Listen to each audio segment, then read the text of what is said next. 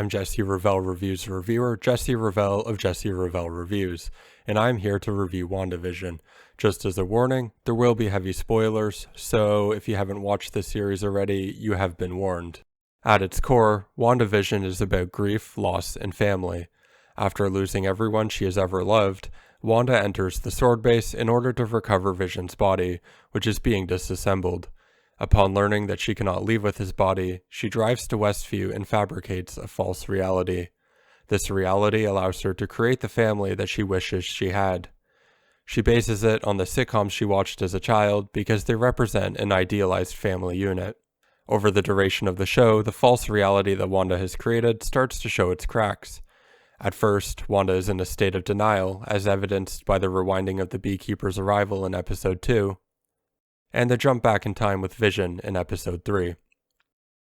Wanda's ejection of Monica from Westview at the end of Episode 3 shows Wanda beginning to lash out at those that threaten her manufactured reality.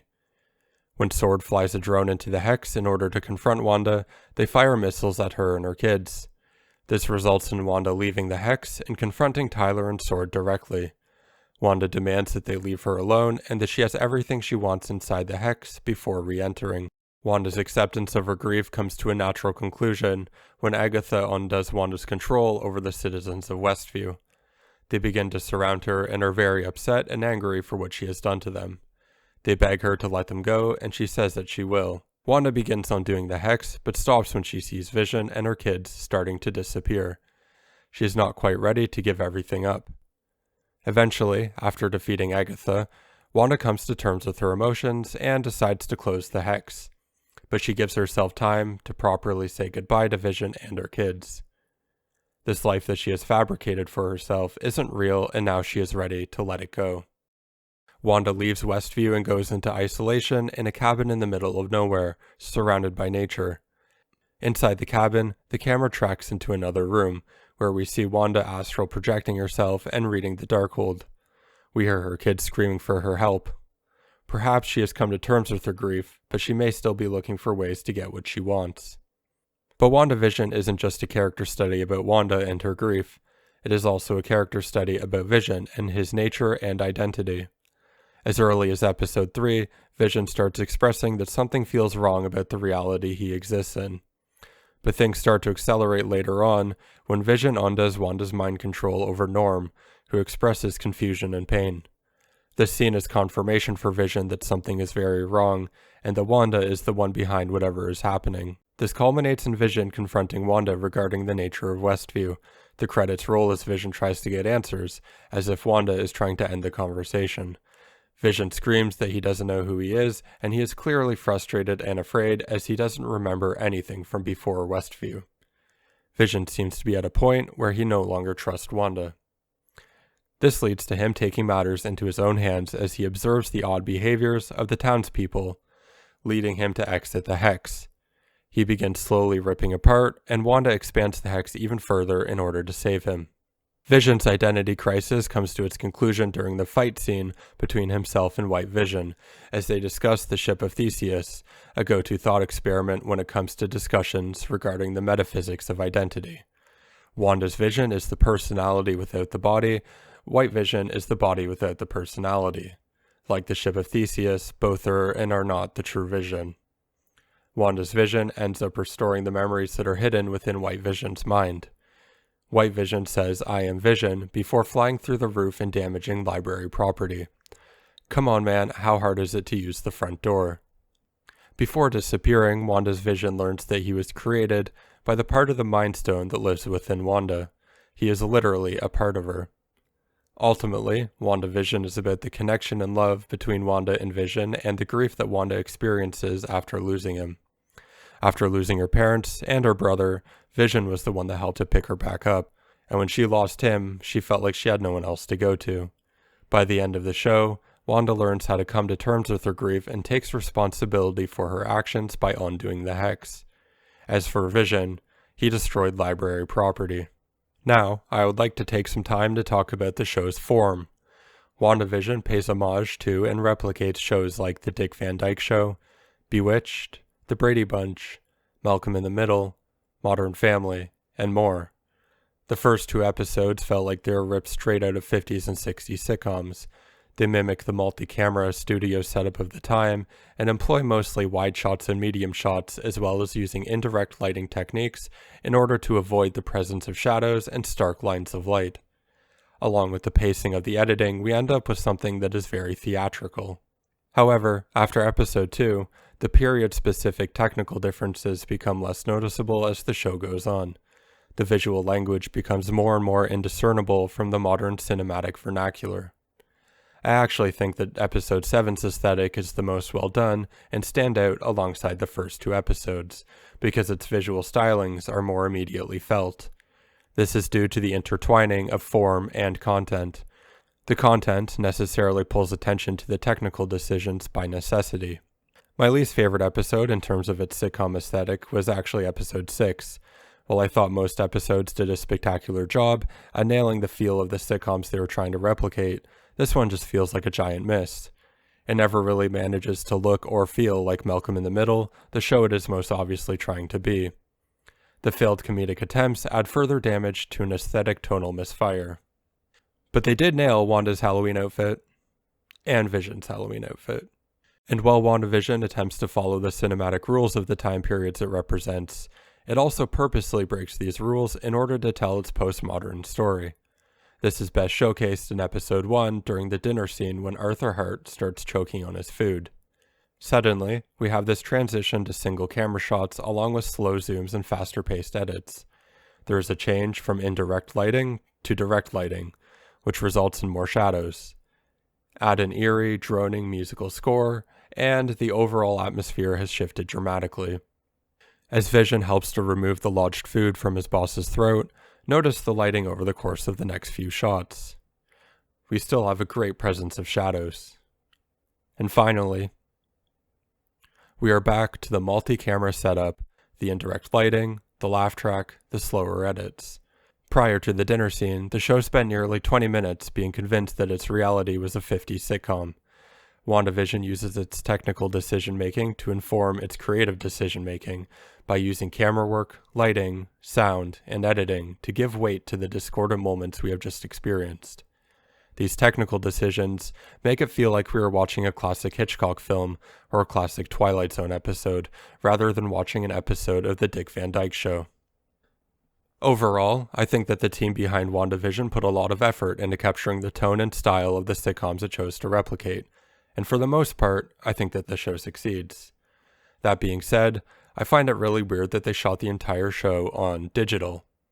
Regarding this decision, director of photography Jess Hall said, "The approach, in essence, was to study and absorb the references of each period, to distill their technical and aesthetic choices, and then to selectively apply and to filter these within our own stylistic sensibility. The objective is to create images that were, in a sense, truly postmodern, not simply an homage to the past. This is what the complex narrative of WandaVision demanded." In my opinion, I think that shooting on film for the relevant eras would have been more in line with the truly postmodern approach, as it would have reflected WandaVision's self-awareness of its sitcoms having a status of a show within a show. This ultimately boils down to a difference in opinion and a different interpretation of postmodernism and the execution therein. But for me, it ended up watering down the experience. Now, I want to talk about something that I noticed about the characters of Monica Rambeau and Tyler Hayward. I think WandaVision presents Monica and Tyler as having a diametrically opposed relationship. Monica and Tyler represent the extremes in the way they perceive Wanda and in the way that they act towards her. Tyler speaks in reductionist terms about Wanda's past and the current situation in Westview, and proposes solutions that are extremely direct. He even calls her a terrorist, which is a term that Monica argues against. Monica tells Tyler that it is impossible to outgun Wanda, and that if Wanda is the problem, then she also needs to be part of the solution. This challenges the reductionist views of Tyler by painting a picture that is far more complex. Their differences are best exemplified when Sword flies a drone into the Hex. Monica attempts to start a conversation with Wanda, but Tyler has armed the drone with missiles, which Monica is unaware of. Tyler gives the order to fire the missiles at Wanda and her kids. Monica sees Tyler's behavior as not only reckless, but also immoral. While Monica ends up at least partially absolving Wanda of the blame, even going as far as to say that she probably would have done the same to have her mother back, Tyler wanted to stop Wanda at all costs, even if it meant killing her in order to free the people of Westview. I think that Monica and Tyler each lacked a holistic and deeper understanding of the situation in Westview and had simplified beliefs and feelings about Wanda. The situation with Wanda and Westview was extremely complex and nuanced, and I think characters like Monica and Tyler would be meaningful voices in informing the decisions that would be made in such a situation, but neither of these characters should be the ultimate decision maker. Now I want to talk about several things that I couldn't fit anywhere else in my script. I really liked how they made unique intros for each sitcom. Episode 2's Bewitched style intro is definitely the catchiest intro song of the series, and featured this really simple yet gorgeous animation style. That being said, I didn't like Episode 6's Malcolm in the Middle style intro. Malcolm in the Middle is one of my favorite sitcoms of all time, and its theme song is so iconic. And I think they just didn't get this one quite right. It lacks the edge that the original song had, and sounds lifeless in comparison. I also really liked the in-universe commercials that they made. Not only were they entertaining, but I liked how they also reflected events in Wanda's life. The Stark Industries missile, Baron von Strucker, Hydra, the situation in Lagos, Agatha, and the upcoming multiverse setup. The scenes at Computational Services Inc. were really funny, making fun of the trivial nature of office work, and featuring some great lines of dialogue. You're like a walking computer. What? I most certainly am not. I'm a regular carbon-based employee made entirely of organic matter, much like yourself. There's also a great bit about emails. We got electronic mail already. It's called an email, Norm. What are you looking for? Letter opener. Ah, we don't need that. We're already cutting edge. There's also a funny sequence of events in Episode 2 when Vision accidentally swallows Big Red, which gums up his works, and we get this awesome cutaway animation. This hilariously affects his magic show performance at the end of the episode, where Paul Bettany has the chance to showcase his superb comedic timing. Are you sure you don't want an audience volunteer named My Husband Ralph?